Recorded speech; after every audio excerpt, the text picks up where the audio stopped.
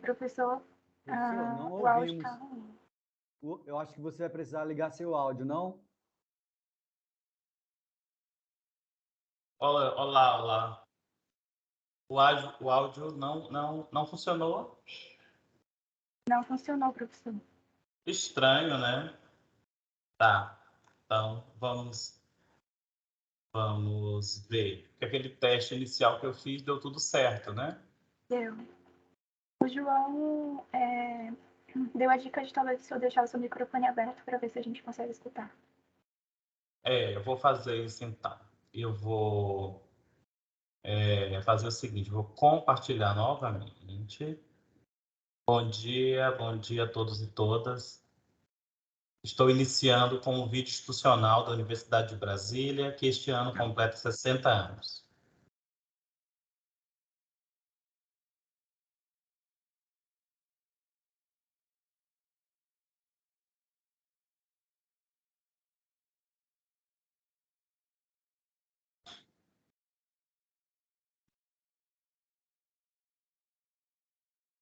Deu certo? Não, eu continuo sem ouvir. Tá sem o também? áudio. Sim, tá sem o áudio. Tá. Vamos lá.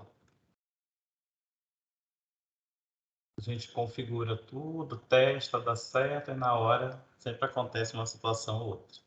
Vamos lá.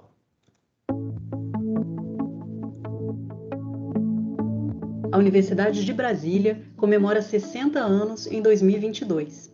No mesmo ano em que o Brasil comemora o bicentenário da independência, o centenário da Semana de Arte Moderna e de Darcy Ribeiro, o intérprete da formação do Brasil e do povo brasileiro, que idealizou o projeto da UNB e foi o primeiro reitor da universidade. Atuante como sempre, necessária como nunca, é o slogan escolhido para celebrar o aniversário de uma das mais importantes universidades do país e da América Latina. A história da UNB se entrelaça com momentos marcantes da construção da democracia no país. O projeto original da universidade materializava a proposta de transformação do ensino superior brasileiro, a bandeira da reforma universitária. Entretanto, mais de um terço da vida da UNB foi marcado pela ditadura, que durou 21 anos. O poder autoritário tentou conter e demolir o modelo e a promessa que a UNB representava ao país. Resistente, a Universidade de Brasília sobreviveu ao período e, com a redemocratização, prosseguiu atuando em todas as áreas do conhecimento, com relevante protagonismo local, nacional e internacional. A diversidade cultural presente em seus 4 campi é uma das características marcantes da universidade, que oferece há 60 anos qualidade acadêmica em ensino, pesquisa e extensão no Distrito Federal. Para todo o ano de 2022, estão previstos seminários, exposições, apresentações artísticas, mostras de cinema, lançamentos de livros, concursos e muitas outras ações e eventos dentro dos espaços dos campi, dos polos de extensão da UNB e em espaços públicos e escolas. A reunião anual da Sociedade Brasileira para o Progresso da Ciência, a SBPC, acontecerá em julho como parte das comemorações. A Universidade de Brasília convida a comunidade acadêmica e toda a sociedade a celebrar a história de seus 60 anos, refletindo sobre os passos dados rumo ao fortalecimento da democracia brasileira e sobre o papel que a ciência, a cultura e a educação deverão exercer no futuro do país. Venham conosco relembrar o passado, festejar no presente e projetar o futuro da Universidade de Brasília. UNB 60 anos. Atuante como sempre, necessária como nunca.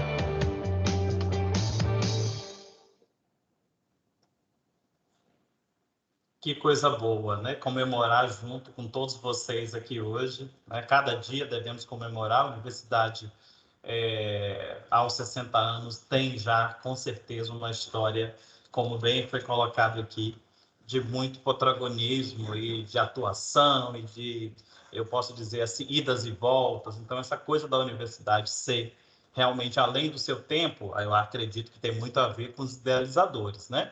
Então, eles estavam além do seu tempo e fizeram realmente, contribuíram muito para o Brasil no campo da educação. Então, quando imaginaram uma universidade que pudesse ter um modelo totalmente diferente das que já estavam no Brasil na época, né, na década de 60, foi justamente para isso, para que tanto a capital do Brasil sendo transferida do Rio de Janeiro para o Planalto Central, aqui, para o, né, Centro-Oeste, aqui no contexto, para Brasília, mas não somente isso, né? Que a universidade pudesse também contribuir para essa nova, eu posso dizer assim, página da história do próprio Brasil, né? Então, pessoal, olha, esse grupo de pesquisa é uma iniciativa minha como professor do programa de pós-graduação em Ciências Contábeis. Eu sei que tem muitos aqui de diversas localidades, com diversos interesses, então alunos de doutorado, alunos de mestrado, professores, pesquisadores e também, eu posso dizer assim, aqueles que querem oportunidade para ingressar em algum programa de pós-graduação que a temática seja o setor público, né?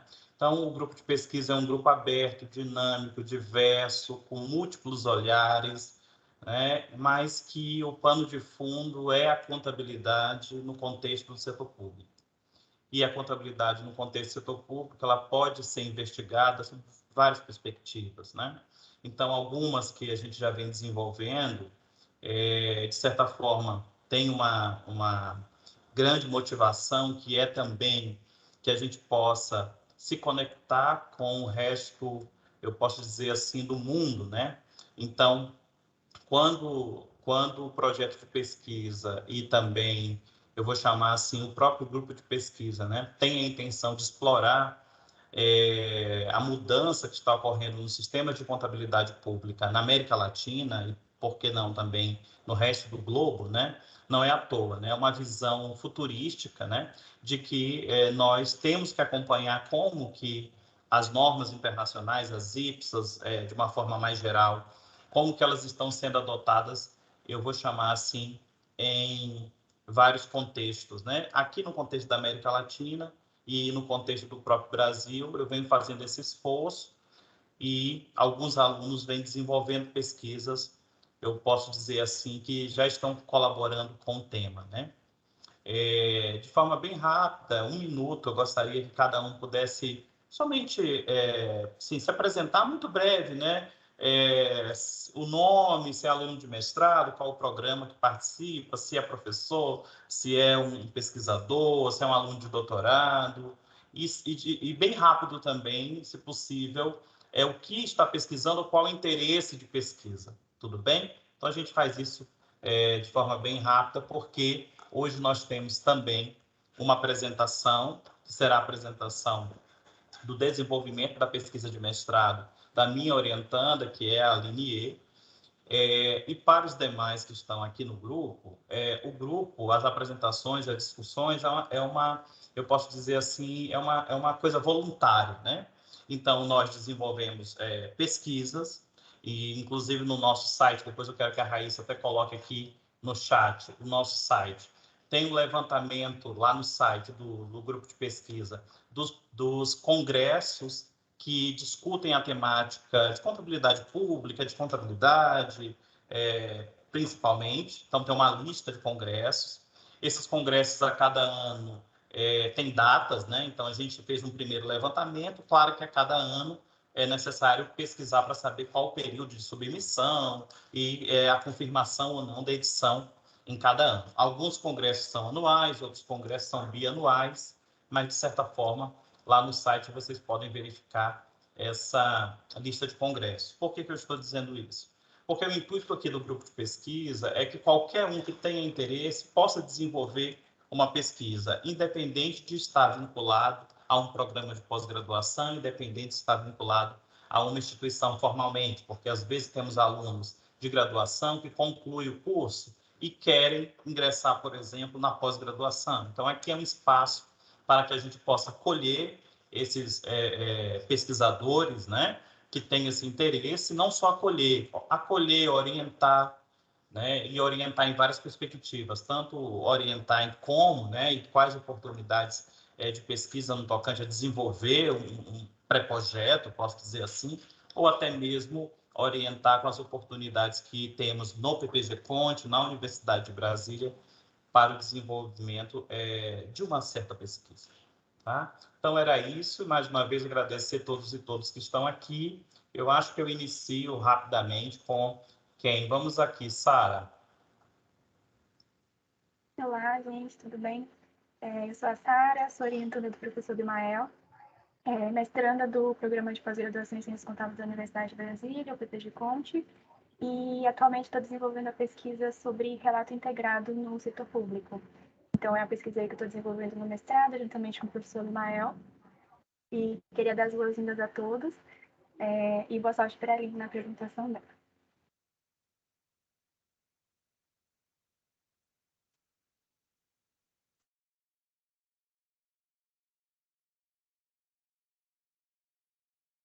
Tá. Eu ia falar então. Boa tarde a todos. Eu sou Vinícius, também sou aluno do mestrado. Estou na última etapa de conclusão desse título, né, do mestrado. Estou desenvolvendo uma pesquisa relacionada ao estudo dos accruals no setor público brasileiro. Essa pesquisa foi alvo aí da última apresentação, né, que a gente teve na reunião do nosso grupo de pesquisa. Então, acho que muitos dos colegas aqui até já viram um pouco do que a gente está estudando. De novo, é um prazer estar aqui, né? Essa iniciativa do professor acho que é sempre bem-vinda para unir a comunidade, os colegas também desse grupo, e desejo sorte também à Aline, né, que seja uma excelente apresentação, como ela sempre faz.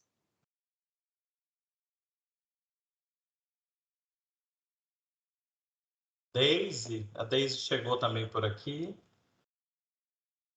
Olá, colegas, tudo bem? É um prazer estar conversando com vocês. O professor Abimael me convidou para fazer parte do grupo, foi uma honra.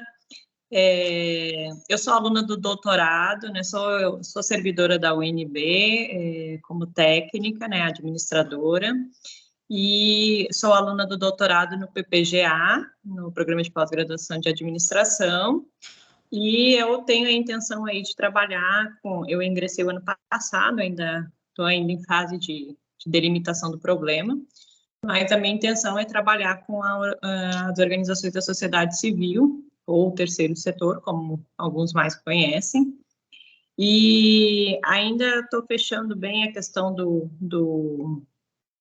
problema, mas possivelmente eu vou analisar aí o teletrabalho em relação aos impactos nas questões de custo e organização propriamente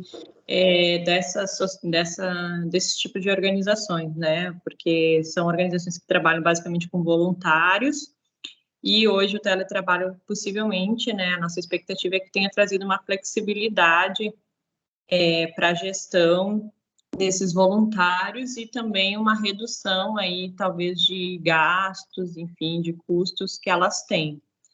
Então, possivelmente está se caminhando mais para essa área, ainda não sei muito bem as variáveis que eu vou trabalhar, enfim, mas é nesse sentido.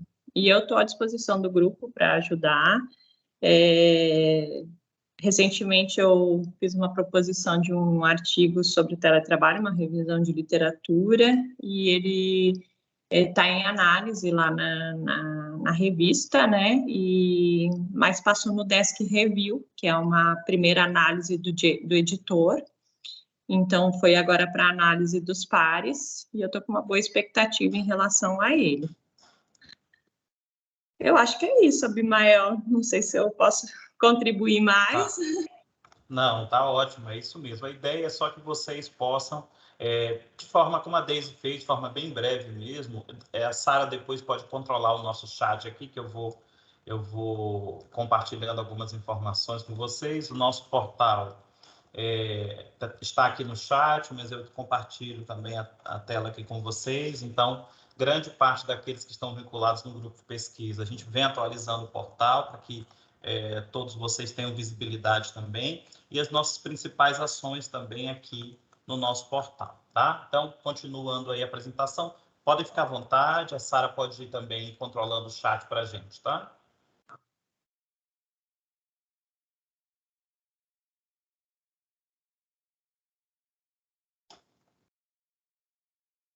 Olá, meu nome é Raíza, eu sou mestranda do programa de pós-graduação em Ciências Contábeis da UNB, sou orientanda do professor Abimael. A minha pesquisa está sendo sobre o parecer de auditoria do Tribunal de Contas da União, com foco nas normas brasileiras de contabilidade aplicada ao setor público. E estar nesse grupo de pesquisa é uma grande oportunidade também, tanto para mim como compartilhar conhecimentos com os colegas.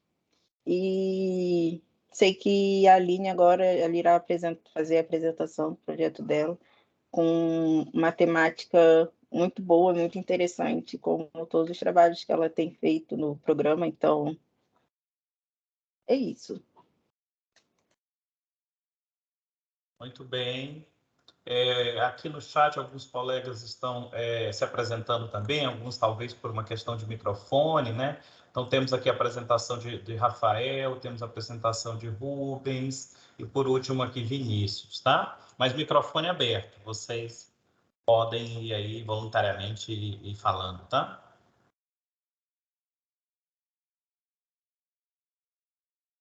Enquanto vocês se preparam aí, só assim, dando algumas informações gerais, tá? Então, o grupo de pesquisa, eu posso dizer assim, tem diversas ações em andamento. Então, eu posso dizer que o que é principal é o desenvolvimento, o apoio ao desenvolvimento das pesquisas de cada um de vocês, independente, né, de qual programa participa. O nosso intuito aqui é dar esse espaço e apoio e até mesmo network para todos aqueles que estão aqui, né?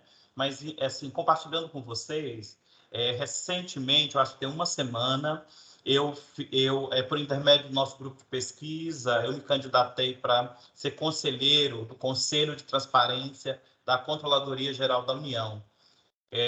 Então, eu acho assim, o grupo de pesquisa permite a gente diversas oportunidades, né?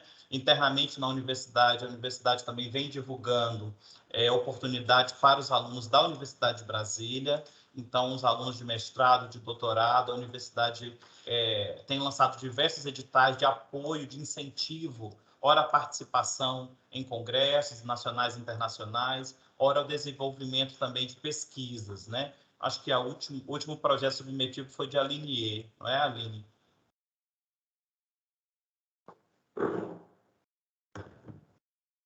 O microfone está fechado.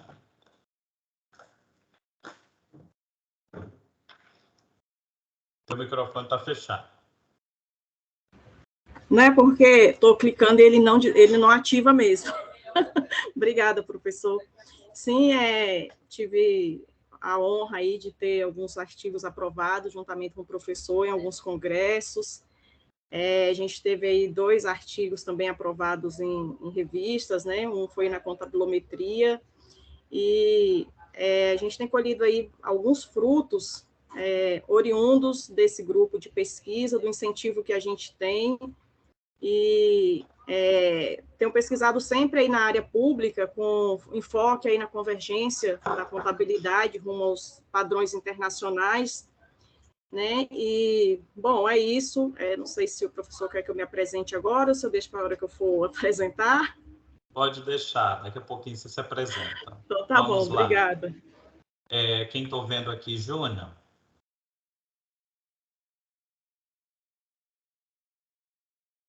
Estava escrevendo. Júnior.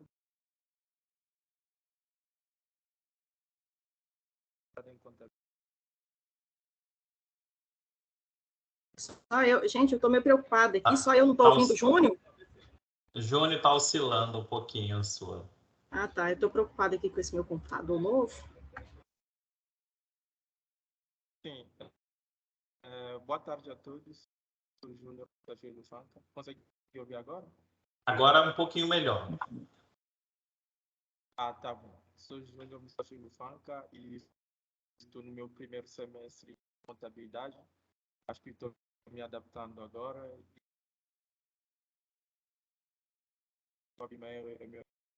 E minha pesquisa está baseada em análise da auditoria no setor público na República Democrática do Congo. É isso. E muito obrigado a todos. a apresentação da Aline. Muito bem, Júnior. Quem mais eu visualizo aqui? Saulo? Quer falar, Saulo? Sim, sim. Olá, boa tarde a todos. Meu nome é Saulo Serpa, eu sou mestrando do PPG Conte, eu sou orientado pela professora Mariana Guerra. A minha dissertação está na área de avaliação, né, de fatores isomórficos no desempenho de tribunais de justiça, mas eu sou um grande fã aqui do grupo de pesquisa de contabilidade pública, até por ser a minha área de pesquisa também. Já tive também a oportunidade de ser aluno do professor Abimael, que tem também gerado alguns frutos aí, e a honra de ser da mesma turma da Aline. Então, não poderia deixar de vir aqui prestigiar a apresentação da nossa colega. Muito bem, Saulo, agradeço aqui. Quem mais eu estou visualizando aqui? Tem um colega João, não sei se ele está podendo falar.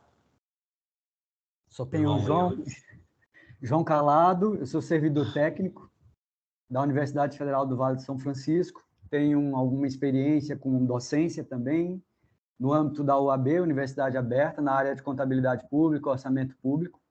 Atuo como técnico na área de orçamento na universidade e, no momento, eu estou afastado, né? Sou doutorando do PPG Conte e a Sara falando aí da área de pesquisa dela, também a minha área de pesquisa, a qualidade, né? As características das informações do relato integrado de gestão, das informações contábeis.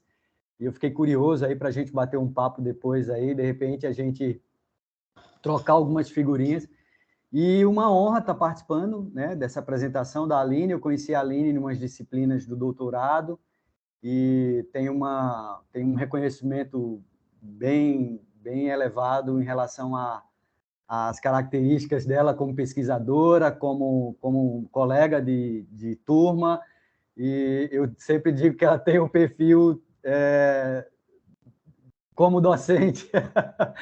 Então, eu já fico botando pressão. Aí, olha, você tem muito perfil para ser docente na área de setor público e é isso aí, com expectativa bastante elevada que eu estou para assistir a apresentação dela. Muito bem, é bom incentivar mesmo, porque o Brasil está precisando demais de colegas para somar força aí na área do setor público, né? Principalmente o norte do Brasil tem uma carência, né, de colegas da área governamental, então, não somente o norte, mas eu estou citando o norte, que a carência é maior, né? Tanto de pesquisa quanto de pesquisadores. Estou visualizando aqui Dimitri, isto mesmo? Isso. Boa tarde, professor. Boa tarde aos colegas. Meu nome é Dimitri Mohan, sou doutorando aqui do PPG Conte UNB, orientando o professor Gilmar. Agradecer aqui a oportunidade de participar das discussões do grupo. Realmente estão aí dentro da minha área de tese, né, avaliando a aplicação de modelos contingenciais na adoção do regime de acruz no setor público. E sou docente, né? Sou docente da Universidade Federal da Paraíba. Isso. Agradecer aí o convite para participar e estou com a tarefa aí da próxima reunião, né? De fazer a apresentação e prestigiar a colega Aline aí, que vai ter que vir na minha também, já estou dizendo. Com certeza. Porque a ideia, pessoal, é isso, é uma troca. Aqui é uma grande arena, onde primeiro vocês têm a oportunidade de se conhecer, a rede aumentar, eu posso dizer também até mesmo, né, para aqueles que estão iniciando ou aqueles que já estão um pouco mais avançados, poder compartilhar esse conhecimento e essa experiência, que eu acho que isso tudo incentiva e motiva, né, todos aqueles. E para aqueles que estão finalizando a graduação, aqui vários pesquisadores reunidos, podendo, né, eu posso dizer assim, inclusive, ter oportunidades para pesquisas, né? Então, tanto quem está no nível de mestrado quanto no nível de doutorado, tem muito. Não existe uma pesquisa que você consiga pesquisar tudo, né? Então, sempre há um espaço para uma nova contribuição. Então, quando você se depara aqui com as temáticas e fala, nossa, que legal, eu quero, né? Ou eu já estou atuando nessa área, ou eu tenho interesse nessa área, então vamos lá, vamos conversar com esse pesquisador. Aqui pelo chat vocês podem trocar contatos, né? E por aí vai. E também as informações que estão no nosso portal. Inclusive, eu quero até pedir para a Raíssa depois fazer, eu posso dizer assim, uma rodada com todos os colegas que estão vinculados no nosso grupo de pesquisa no CNPq, então ela tem acesso, né, nominalmente, para atualizar o nosso site com os novos pesquisadores e também demandar aqueles que têm interesse, de fazer uma apresentação aqui rápida, algo de 15 minutos. É uma conversa, né, e que nessa conversa todos aqui vão ter oportunidade de conhecer um pouquinho ou a ideia, ou o andamento, ou às vezes até a conclusão de uma pesquisa já realizada. Tá? Quem mais eu estou visualizando? Juliana. Oi, gente, boa tarde. Então, eu me chamo Juliana, eu sou mestranda também do PPG Conte da UNB, e minha área de pesquisa é auditoria. Então, ela não é focada em contabilidade pública, principalmente a privada, mas me interesso muito por auditoria no geral, então, como o tema hoje é auditoria, então estou aqui para prestigiar também, e principalmente pela minha colega Aline, que está apresentando. Então, estou feliz de participar e também de trocar informação, contato, porque por mais que a gente sempre divida, né, contabilidade pública versus privada, eu acho que os dois podem contribuir entre si, até para a gente ter uma visão de como que funciona o público e também para tentar trazer alguma visão de como funciona o privado, para talvez relacionar, né, correlacionar esses dois temas. Então, boa sorte, Aline, estou feliz de estar participando da sua apresentação. Obrigada, professor.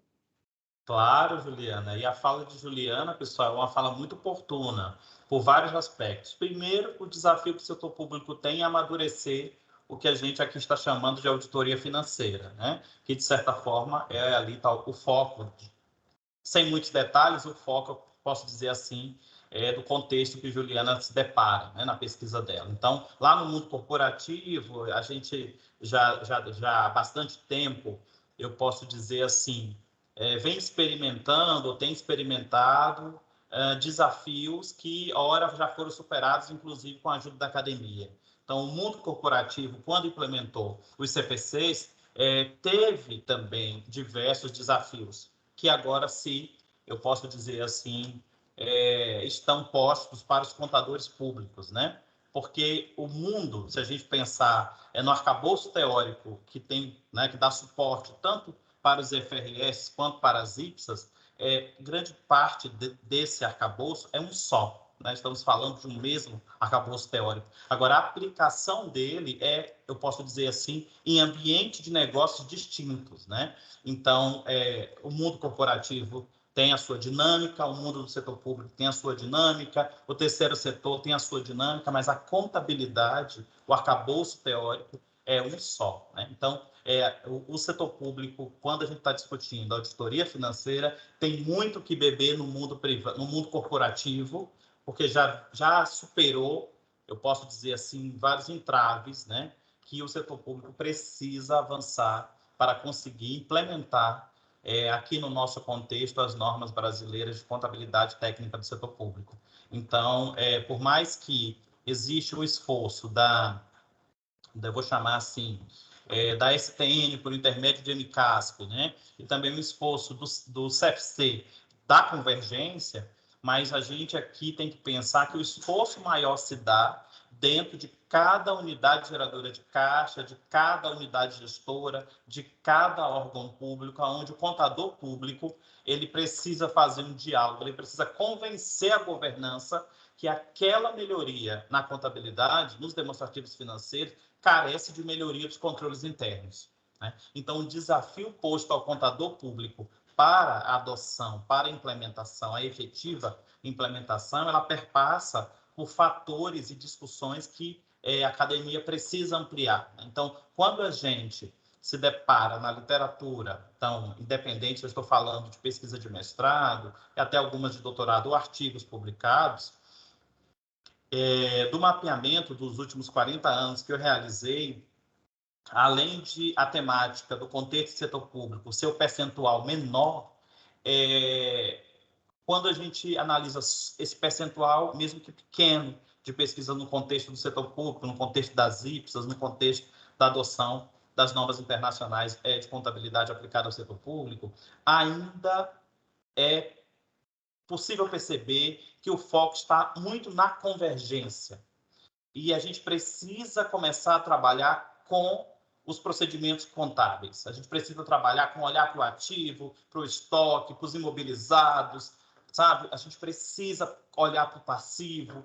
Por quê? Porque os contadores públicos, no seu dia a dia, estão com esse desafio, né? De como fazer uma adequação, se a gente quiser assim imaginar, de atos e fatos e realizar e transferir isso para notas explicativas de uma forma que venha atender às normas. Então, o desafio está posto para os contadores. Então, existe uma carência, tá, eu posso dizer assim, do olhar agora de uma forma mais, eu vou chamar assim, específica, né? Porque, ok, a discussão inicial de 2008 para 2016 já se deu da necessidade de por que tinha que convergir, de qual seria o papel da STN, qual o papel do Conselho Federal de Contabilidade. 2016, de lá para cá, temos já a convergência de uma quantidade expressiva de IPSAs. Então, o que agora a gente começa a se deparar é com esse olhar que eu acho que a Linier,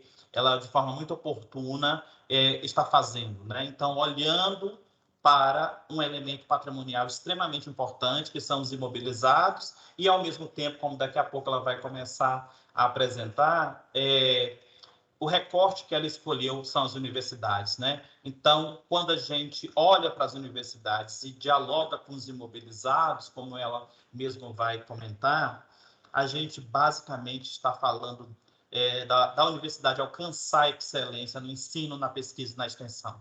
Porque a gente está falando de quê, né? A gente está falando de equipamentos de pesquisa, a gente está falando de laboratórios, a gente está falando de tudo que faz a universidade funcionar, o coração do suporte, né? Do que a gente pode imaginar ali quando a gente olha para o operacional. Então, a gente sabe, né, da importância desses ativos no contexto das universidades, bem como outros também. Eu só fiz aqui um olhar mais geral.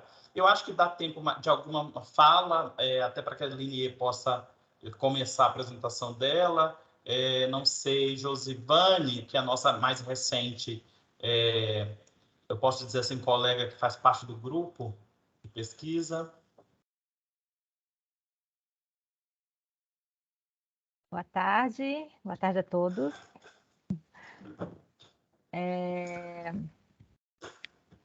Quero agradecer a oportunidade de estar no grupo agora, e eu sou servidora da Universidade de Brasília, sou técnica e sou mestranda do programa de pós-graduação em gestão pública da Faculdade de Planaltina, mas eu tenho formação na área contábil, sou bacharel e fiz especialização também em perícia e auditoria contábil. E agradeço a oportunidade de estar podendo contribuir aí com o grupo. Obrigada.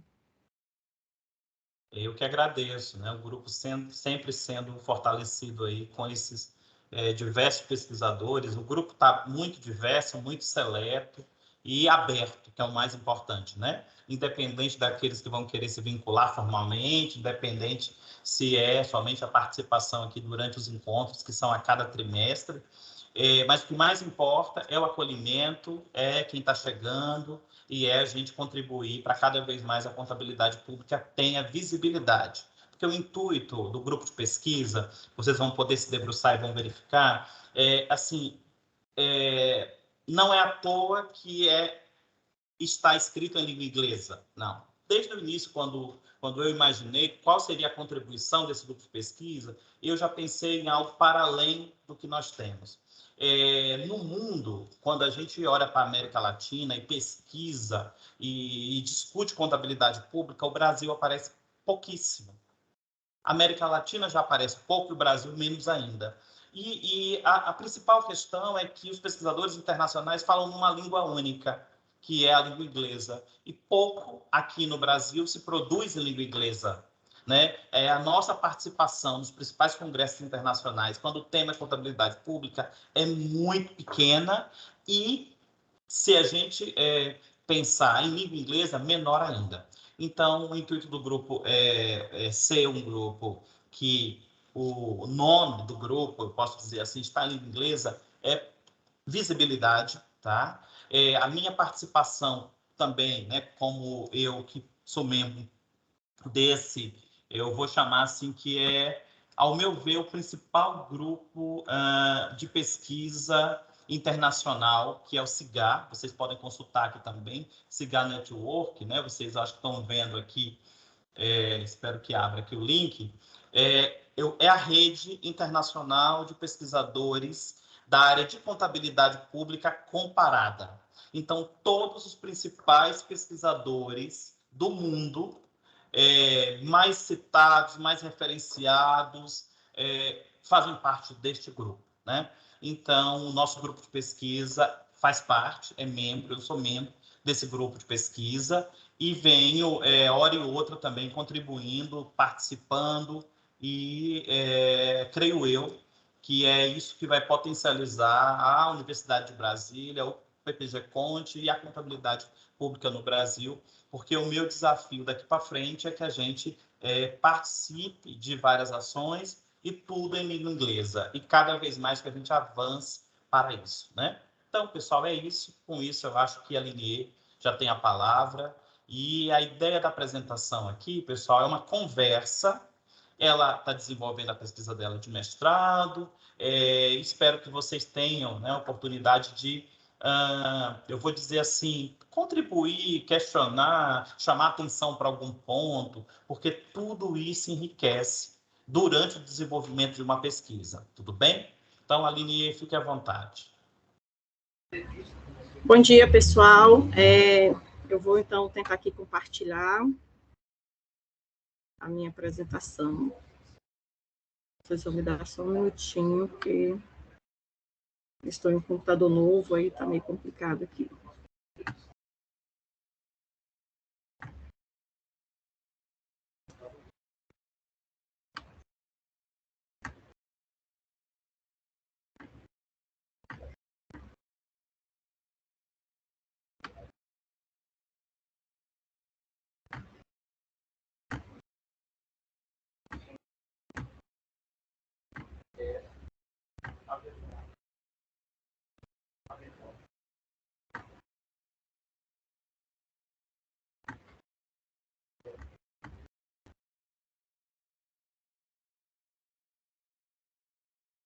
Ainda.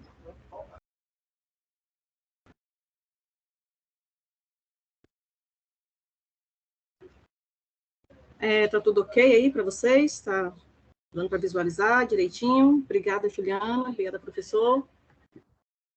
Bom, então, meu nome é Aline, para variar, né?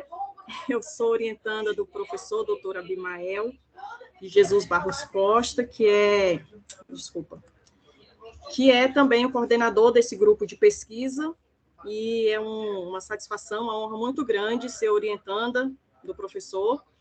E, antes de iniciar, eu gostaria de agradecer a presença dos meus colegas aqui de mestrado.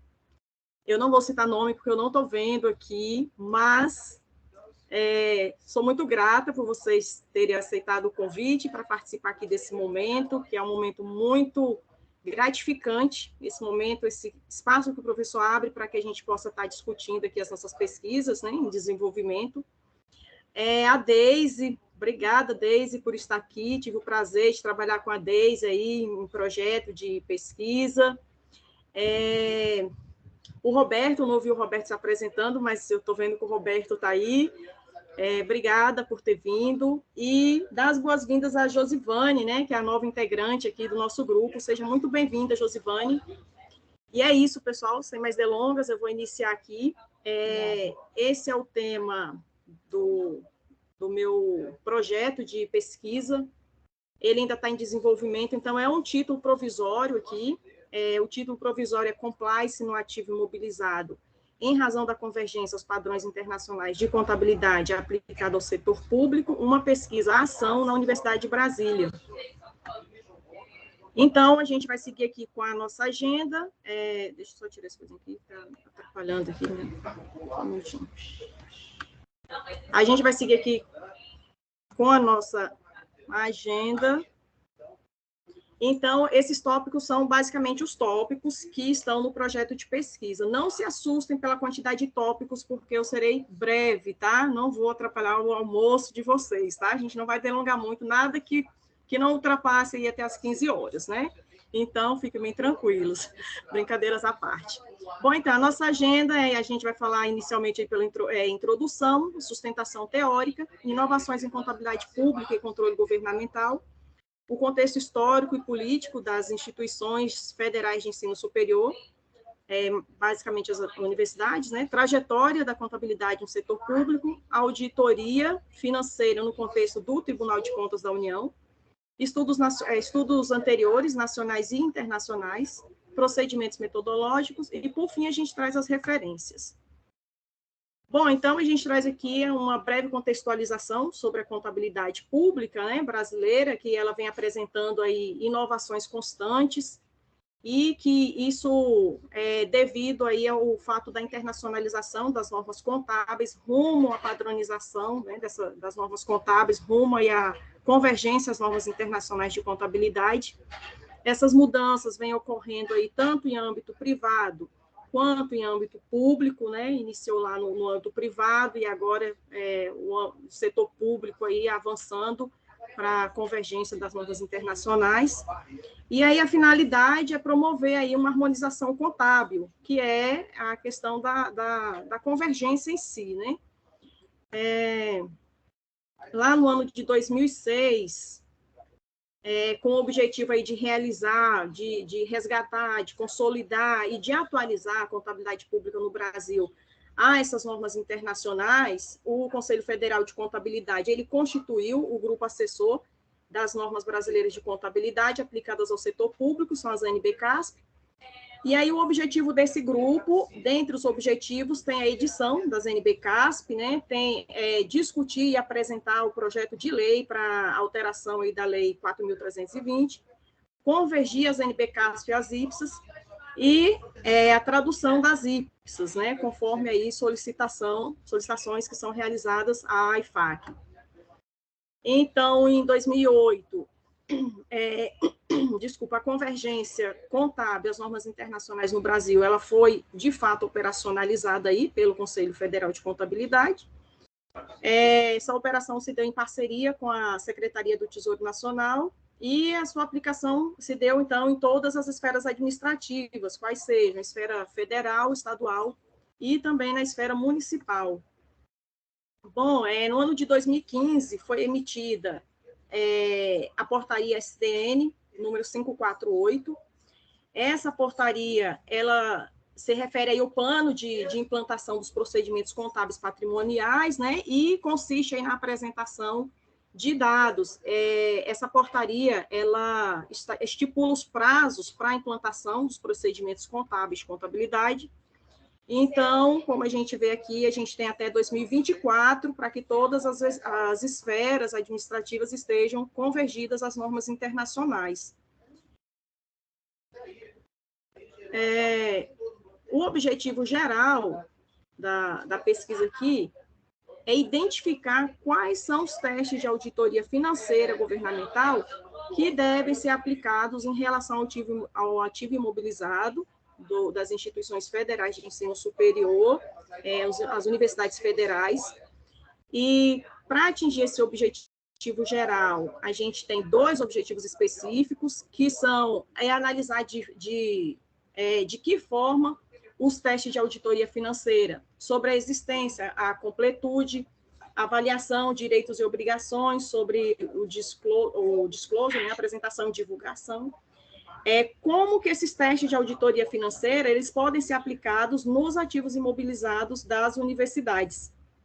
E o segundo objetivo específico, para se atingir o objetivo geral, é verificar se a Universidade de Brasília, né, a nossa universidade que está aniversariando aí 60 anos, né, se ela está aplicando os procedimentos para reconhecimento, para mensuração, avaliação e para evidenciação que são aplicados nos ativos imobilizados do setor público, em especial os imóveis, e no caso desse estudo, a gente vai estar focando aí, muito provavelmente, nos imóveis acadêmicos da universidade.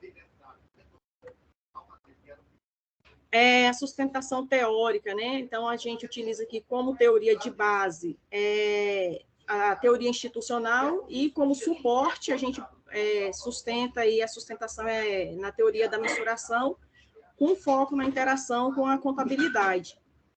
Então, a gente traz aqui, de forma breve, né, o Ryan, os Parsons e Teobaldo, 2002, desculpa a pronúncia do nome dos autores. Então, eles falam que a contabilidade, enquanto um fenômeno social, ela recebe influência e ela faz parte de estruturas sociais, né? Então, dessa forma, a contabilidade ela é contextualizada e ela pode ser modificada, ela pode ser reforçada aí pela atuação de grupos ou também de indivíduos. Por conta disso, desse fenômeno social, que é a contabilidade, é que a gente está utilizando aí como apoio a teoria institucional e a teoria da mensuração para embasar essa pesquisa. E aí a gente traz que a teoria institucional, na teoria institucional, né, a literatura aponta que as práticas sociais, incluindo aí a contabilidade gerencial, elas não são um fenômeno natural, elas são fenômenos que são construídos ao longo do tempo. E tem o nosso professor Niyama, né, Katsumi, eu chamo de Katsumi, mas é o professor Niyama. Então, ele vai trazer que a mensuração e a contabilidade são dois sujeitos que geralmente eles compõem aí uma oração quando o tema em questão é o patrimônio, né? A gente traz lá no estudo, que está em construção ainda, as inovações em contabilidade pública e controle governamental. Então, a gente traz nesse tópico essas inovações em nível global, as inovações na América Latina e as inovações no contexto brasileiro, né? Então, em nível global, o cenário globalizado, ele vem, conforme o professor Niyama, né, ele vai falar que o cenário globalizado, ele vem aí fortalecendo a importância da contabilidade, que deixa de ter aí uma aplicabilidade restrita em âmbito nacional, né, que é o que ele chama de campo doméstico, e aí passa a servir também como um processo decisório em nível internacional. Com a convergência à contabilidade, ele vai falar também no estudo dele, e outros estudos que corroboram com o professor Niyama, que a gente vai poder comparar, né, os nossos relatórios. Então, um dos objetivos da convergência da contabilidade é você poder fazer esse comparativo. E na América Latina, já em 2006, vai dizer que com a globalização financeira, assim como as diversas formas aí da administração pública, essas transformações na contabilidade governamental, elas foram se espalhando aí para países emergentes e também para países emergentes em desenvolvimento. E já no contexto brasileiro, a gente traz aqui a portaria STN 548/2015, que trata do processo de inovação da contabilidade pública, né, que é a portaria, como a gente falou, que estabelece os prazos para que as esferas administrativas em âmbito nacional possam convergir às normas internacionais, e então esse processo deve ter sido concluído deve se concluir, né, vamos dizer assim, até 2024, que são os municípios com mais de 50 mil habitantes, né?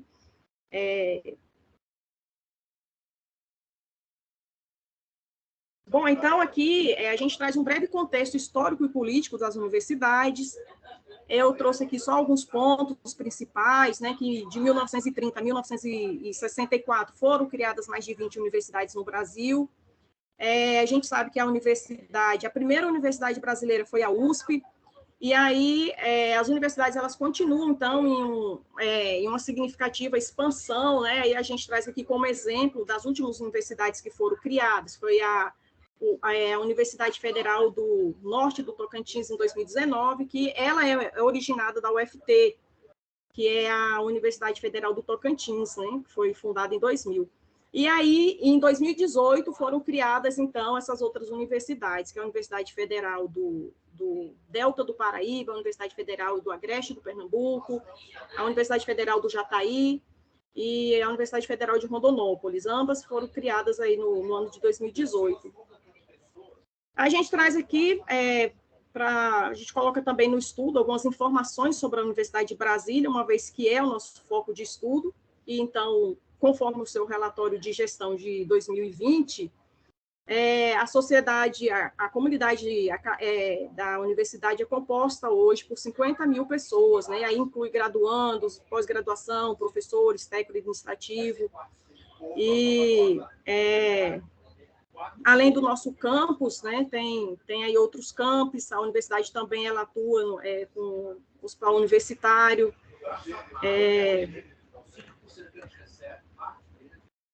até por isso que a gente foca em estudar a Universidade de Brasília, né, abrindo um parêntese aqui, porque ela é bem diferenciada das demais, né, por ter uma receita oriunda aí dos imobilizados. Então, a gente traz a trajetória da contabilidade aplicada ao setor público e, de forma breve, a gente, né, traz aqui os principais marcos da contabilidade pública, que lá no ano de 1964 foi promulgada a Lei 4.320. Essa é a lei que regulamenta aí o direito financeiro para a elaboração e o controle dos orçamentos, dos balanços da União, dos municípios e do Distrito Federal. No ano de 2000, então, foi sancionada aí a Lei 101, que é a Lei Complementar número 101, né, que é a Lei de Responsabilidade Fiscal. E a contabilidade no âmbito público, ela, como a gente já falou anteriormente, ela encontra-se oficialmente em processo de convergência aí desde o ano de 2008. E aí a gente traz um tópico que é sobre a auditoria financeira no contexto do Tribunal de Contas da União. Então, nesse tópico, a gente traz descrevendo o Tribunal de Contas, né, que a Constituição Federal atribui ao Tribunal de Contas competências para realizar inspeções e auditorias de natureza contábil, financeira, orçamentária, operacional e patrimonial, né?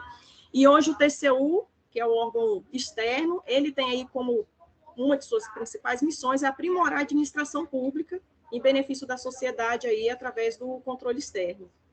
Então, aí a gente traz a questão da prática da auditoria, que, segundo o Boylton, né, TO 2002, eles vão dizer que essa auditoria, ela é tão remota quanto o início da atividade contábil. Então, como diz o professor, para e passo, né? Iniciaram ali praticamente juntos, né? A contabilidade e a auditoria.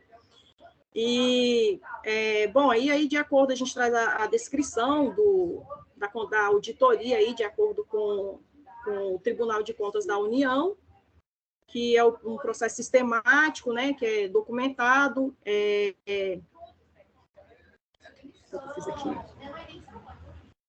um processo sistemático, documentado, né, e o objetivo dele é a situação aí para determinar a extensão de critérios.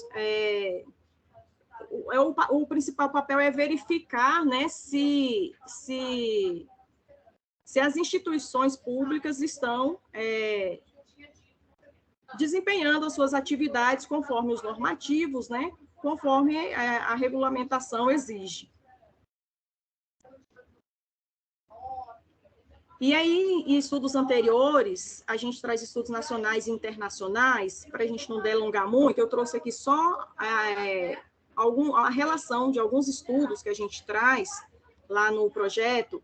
Então, dentre os estudos nacionais, a gente tentou trazer aí ao menos um estudo por ano, estamos ainda em fase de construção. Então, tem um estudo lá da Salaber e Vendruscolo, 2012, né, meio complicado os nomes, Barbosa também, 2012, aí tem Viana et al, 2013, bom, aí tem essa relação de estudos que a gente coloca aqui, mas que, caso tenha interesse também, a gente pode disponibilizar, né, para estar dando uma lida. No contexto internacional, a gente também traz aí alguns estudos, onde a gente tenta trazer desde 2012 até 2021, que está em construção também, né? E, para fins aqui desse momento aqui nosso de discussão sobre a convergência da contabilidade internacional, a gente traz aqui o estudo de Delamore et al, 2020, Os autores investigaram aí, entre o período de 2014 a 2016 a evolução do disclosure dos elementos patrimoniais do setor público durante esse período de transição da adoção das normas de contabilidade convergidas aos padrões internacionais, né? E foi um estudo realizado na região sudeste brasileira. Então, os resultados desses estudos, eles indicaram que, neste período, o governo da instância estadual, eles iniciaram a implementação das práticas contábeis patrimoniais obrigatórias e que eles estão avançando aí de forma gradativa na evidenciação com melhores índices em 2016.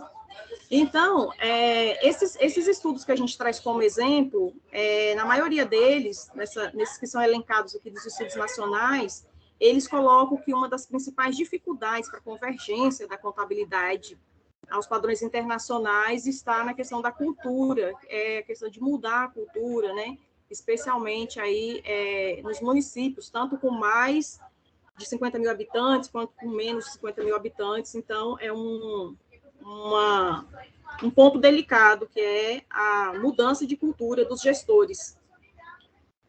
E aí, em âmbito internacional, a gente traz Fish, Bergman e Brusca, 2017, como exemplo aqui, né, dentro dos estudos.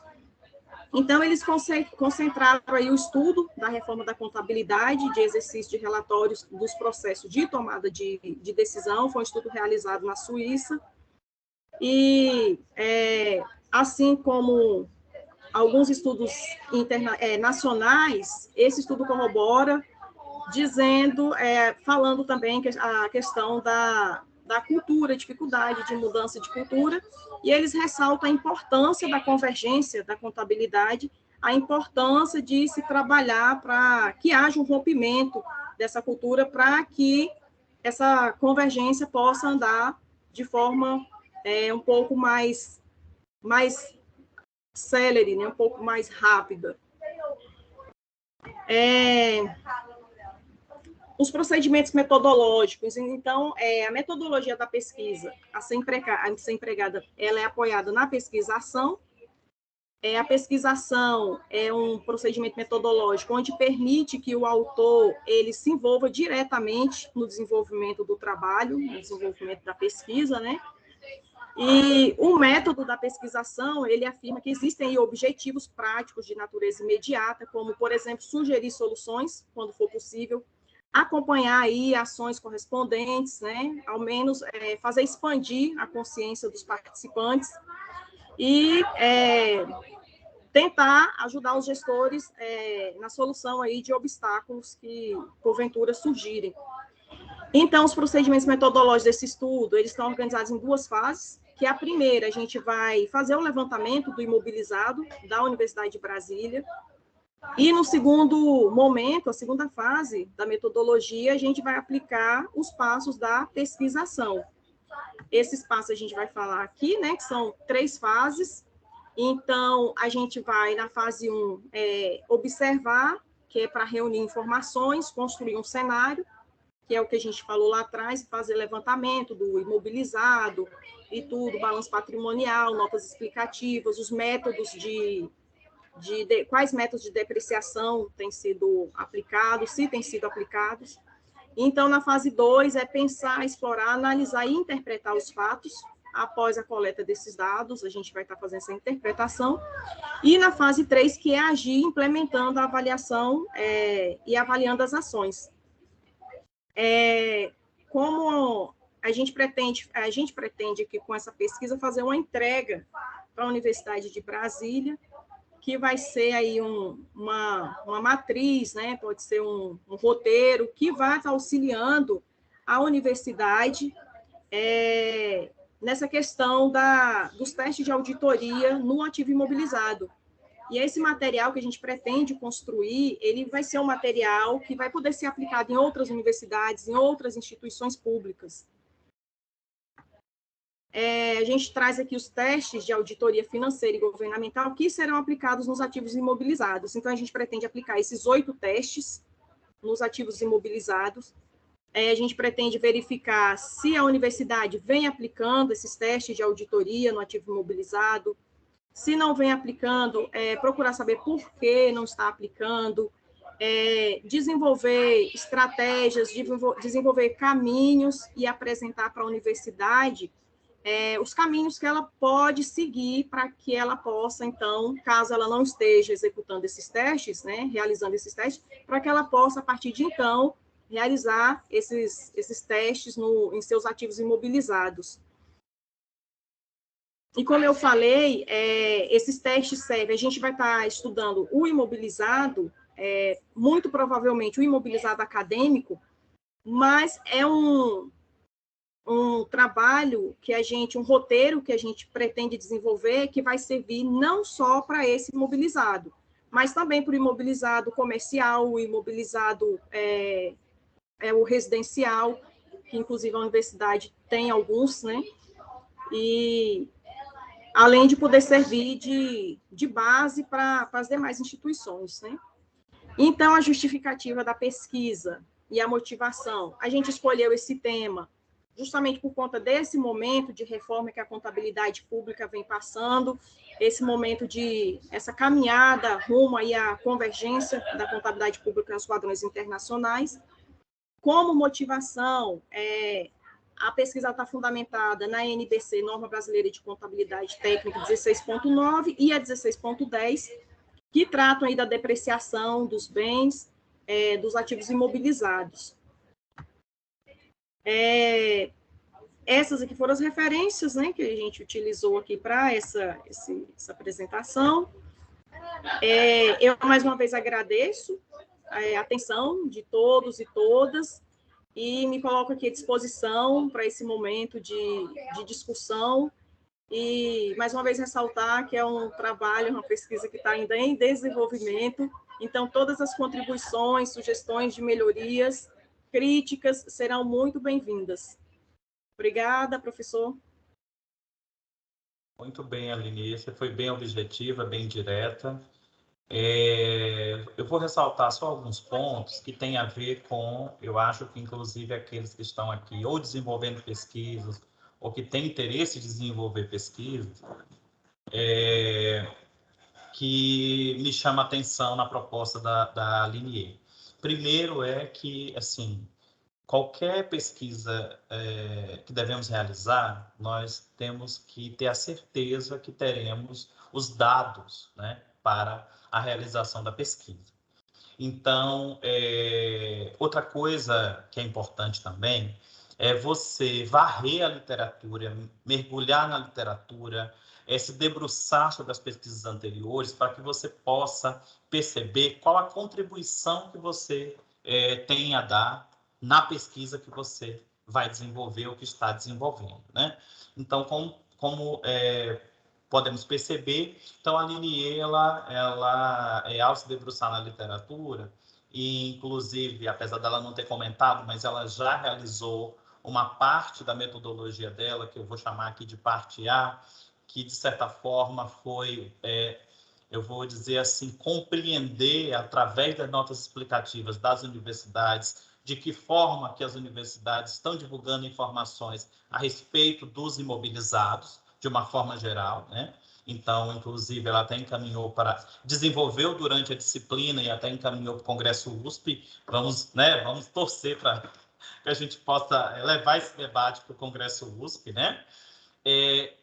E a segunda parte da pesquisa dela, considerando os achados que ela apresentou durante a parte A, então ela foi na literatura e percebeu que há um espaço para dialogar com os ativos imobilizados. Depois percebeu que o recorte propício, qual a lente, onde que ela ia colocar a lente dela, seria nas organizações, nas instituições de ensino superior. Então, ela foi recortando, foi afunilando a pesquisa dela, e isso é extremamente importante, tá? E depois, conforme eu expliquei, então, na pesquisa inicial que ela levantou, analisando as notas explicativas de mais de 20 universidades, das principais universidades com o seu ativo imobilizado em destaque, né, aquelas que tinham, ou as 20 universidades mais ranqueadas, assim, é só porque eu quero aqui frisar que, para você escolher também, eu vou chamar assim, uma certa amostra de uma população, você tem que justificar o porquê daquilo, tá? Então, eu só estou ressaltando aqui desse primeiro estudo dela, mas o que eu quero ressaltar do achado desse estudo foi que ela percebeu justamente isso, que ainda as universidades têm eu posso dizer, o disclosure ainda não atende a baixa divulgação de informações a respeito dos itens exigidos pelas normas internacionais, pelo MCASP, pela norma brasileira de contabilidade pública aplicável, né? Que a depender é mais de uma norma quando a gente está discutindo principalmente esse tema.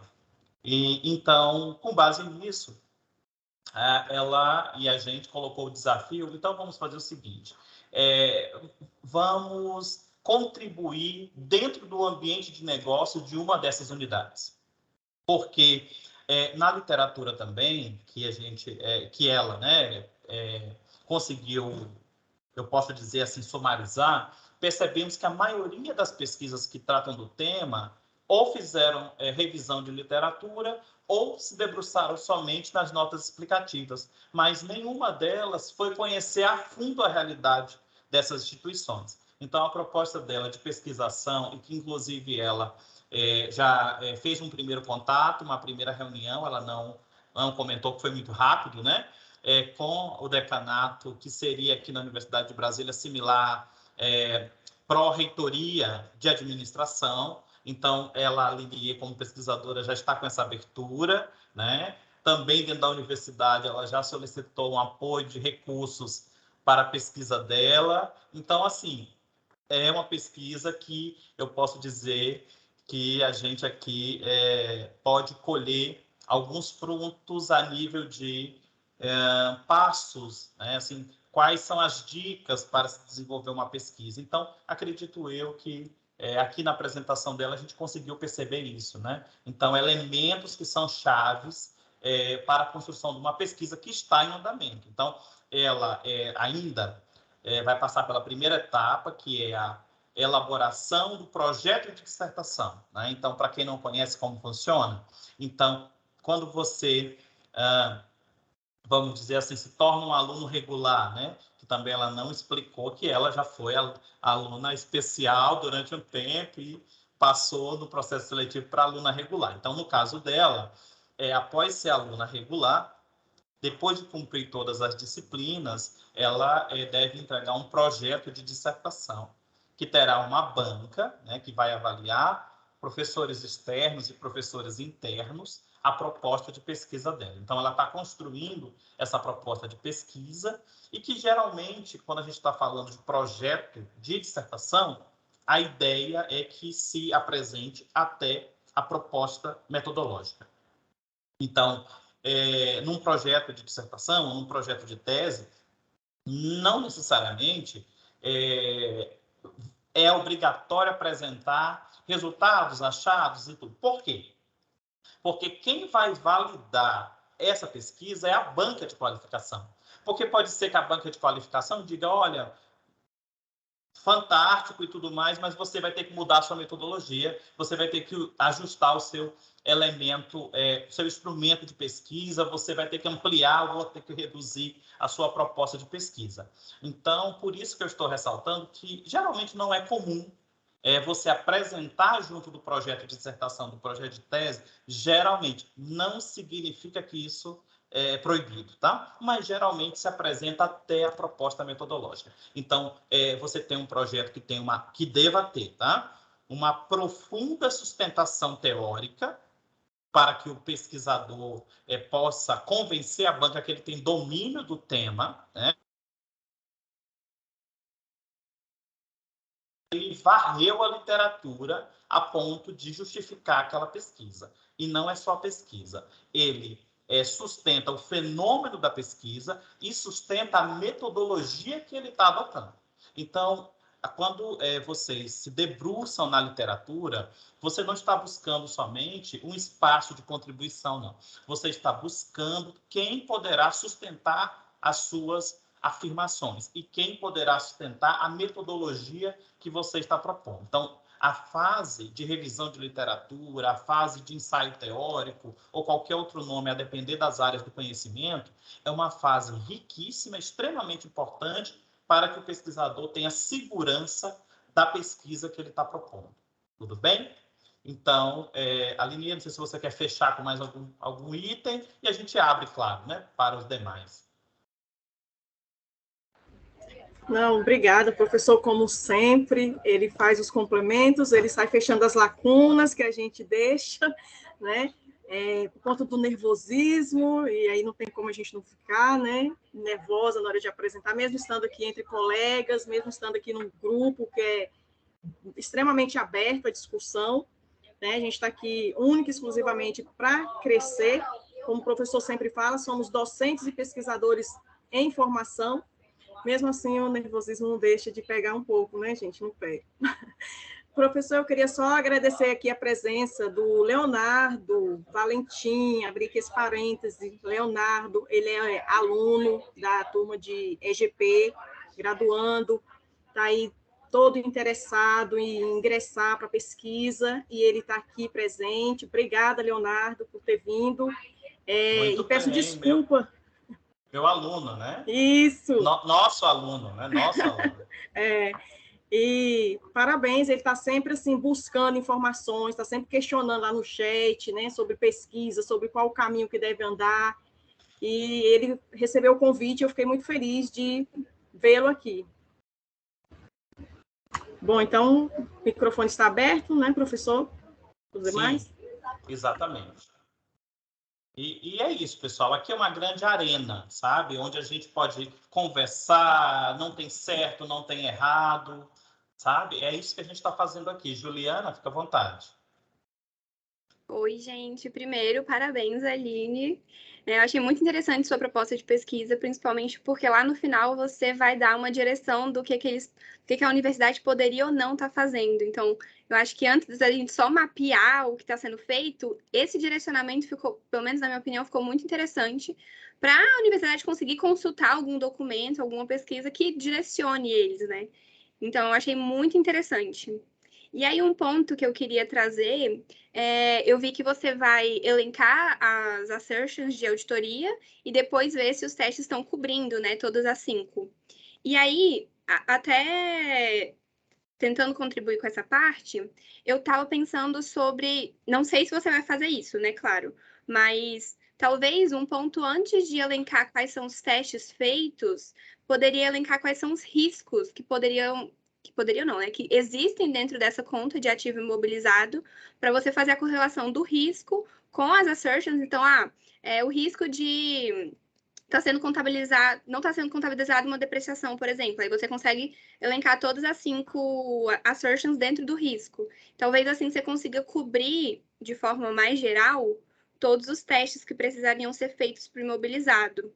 E aí eu comentei dessa parte porque eu fazia parte de auditoria privada e lá a gente fazia assim, a gente mapeava primeiro os riscos e depois ia elencando as assertions dentro de cada risco e depois qual teste fazer para cobrir cada uma.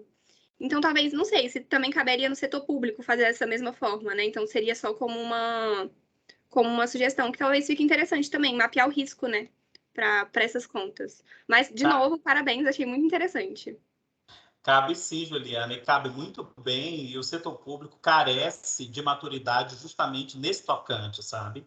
Porque hoje, com nós aqui, colegas, é um ambiente do contexto do setor público, então nós temos o esforço do Tribunal de Contas, que desde 2005, tem vários acórdãos, né, onde o Tribunal de Contas vem exigindo que se adote auditoria financeira. O próprio Tribunal de Contas desenvolveu, com auxílio da UNB mesmo, né, o seu manual de auditoria financeira, tá? Então, dentro do manual de auditoria financeira, que é par e passo do mundo corporativo, viu, Juliana? Tem a etapa, sim, da correlação dos riscos. É muito interessante trazer essa abordagem e fica aí um alerta para a Linier pensar também, né, antes de tentar mapear, ou então, às vezes, até vai ajudar ela a direcionar, talvez, a lógica dos testes, né? Porque a depender, como o Juliano está colocando aqui, a depender do risco no tocante ao contexto das universidades, talvez ela vai focar em um ou outro teste. Talvez ela não necessite focar em todos os 5, né? Isso é uma coisa interessante para a discussão, né? E outra, né? que a gente tem que perceber também, falando aqui dessa abordagem, né, que, assim, na realidade, de que forma que a universidade está preparada caso, né? Eu acho que uma coisa também interessante quando a gente olha os 5 é a gente perceber assim, olha, hoje, se o Tribunal de Contas ou a universidade necessitar apresentar informações para os 5, né? Será que ela hoje tem um controle interno tão adequado e forte que permita que um auditor, né, ou que alguém da sociedade, porque pode ser também controle social, né? A gente não pode pensar somente na ótica do controle externo. Claro que o foco da Aline é o controle externo pela amarração que a gente está fazendo, né? Que é o quê? Estamos em um ambiente em convergência, estamos olhando por qual, assim, entre aspas, né, a contribuição do Tribunal de Contas para o amadurecimento da convergência, o papel da unidade gestora, né, ali do contador público de ter que fazer essa adequação. Então, está sendo um olhar, eu posso dizer assim, em N dimensões. Muito interessante o alerta e a contribuição da Juliana aqui. Saulo? Olá, obrigado. Eu queria começar aqui falando que eu fico quase emocionado aqui de ver a Aline fazendo essa apresentação, de ver o caminho que ela está trilhando, sabe? Ver como que ela está evoluindo e a gente vê um aperfeiçoamento assim notório nela, e já chegar a esse ponto de apresentar um projeto de pesquisa que, na minha humilde opinião, já está bem robusto, né? E que tem tudo aí para ter sucesso na frente. Então, tirando essa parte mais sentimental, porque a Aline é quase uma irmã para mim, eu queria falar alguns pontos aqui, Aline, que são contribuições, tá? Eu não sei exatamente até que ponto que está o seu referencial teórico, mas eu queria deixar aqui 3 contribuições de artigos que o professor Abimael também fala muito disso, de você procurar os artigos seminais, né? Aquelas fontes primárias, aqueles primeiros artigos que realmente inovaram, que são os que mais se destacaram nessa área. E aí, quando se fala de ativos do setor público, primeiro, o do Maltz, de 1988, que ele começa falando até de Heritage Assets, que foi um assunto que a própria Aline apresentou em outra disciplina. Tem o da Juni Pallot, que ela fala da natureza dos artigos públicos, 1990, e de Barton, de 1999, que ele faz uma comparação entre a contabilidade pública e privada, né? E ali até levanta o questionamento se os bens públicos eles seriam uma categoria nova dentro do setor público, né? Pode ficar tranquilo que depois eu passo esses artigos, tá? Para você não ficar tão preocupado em anotar aí os nomes. Mas eu achei muito relevante o próprio tema de pesquisa. Ontem mesmo eu estava discutindo com o Dimitri Calado, a gente falando sobre contabilidade pública, numa outra disciplina, né? E a gente vendo tanto que esse assunto precisa ser aperfeiçoado, que a contabilidade pública ela ainda acaba sendo muito focada naquele viés orçamentário, e a gente precisa trabalhar, a academia precisa trabalhar e conversar com quem está lá na ponta também, o contador lá que faz, para que a gente possa ter essa mudança. Eu diria que será uma mudança institucional, indo até além para ousar falar isso, no sentido da contabilidade pública, de fato, valorizar o patrimônio, né? E essa pesquisa ela vai muito ao encontro disso, de você ver como que esse assunto está sendo tratado, especificamente agora, depois da atuação do TCU, se a evidenciação dos ativos imobilizados vai melhorar depois do TCU, né? Da atuação do TCU. E aí, uma outra sugestão aqui, mas é de pesquisas anteriores que eu queria deixar, eu não sei se está dentro do corte temporal da colega, mas uma pesquisa que foi feita com pesquisadores da UNB, Carvalho, o Lucas Oliveira e a professora Diana, que eles fizeram um estudo de caso na Anatel e eles concluíram que não havia ali procedimentos de reavaliação impairment. E eu não sei se a pesquisa da Linê vai chegar nesse ponto. Mas, de toda forma, falar em reavaliação, em impairment, tem muito a ver, né, com a fidedignidade daquilo que está sendo colocado nos demonstrativos contábeis, especialmente no setor público. E, por fim, uma sugestão aqui de pesquisa futura, eu não sei, como a Aline está enveredando nessa área aí, fica também aqui para o grupo de pesquisa, né, seria avaliar dessas auditorias financeiras, frutos da IN 84 do TCU, como que está sendo a existência, né, de achados de auditoria com referência específica a ativos imobilizados, né? Se esse foi um assunto que ele foi encontrado em muitos achados de auditoria financeira e a forma como ele foi tratado. Então, acho que fica aqui uma semente aí para os colegas. No mais, é isso. Desejo todo o sucesso do mundo para a Aline e espero que ela possa encabeçar aí muitas vitórias aí na sua carreira acadêmica.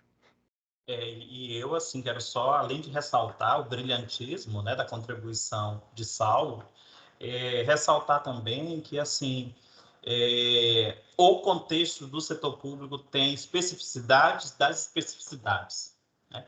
Então, os ativos imobilizados das universidades é a especificidade da especificidade.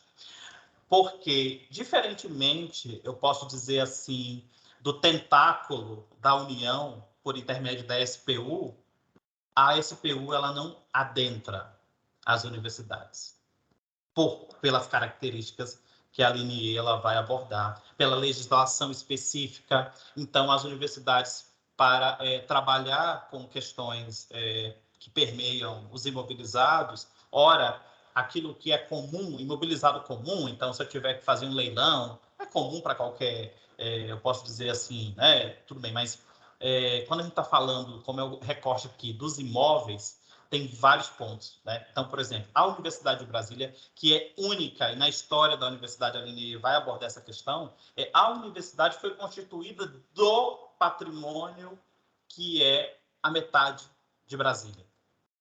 Então, a metade da Asa Norte, grande parte da Asa Norte de Brasília. A gente está falando de propriedade, a gente está falando de, nesse caso hoje, né, são edifícios, são prédios, então, assim, não é qualquer coisa. Então, é muito interessante essa abordagem mesmo, isso como o Saulo ressaltou.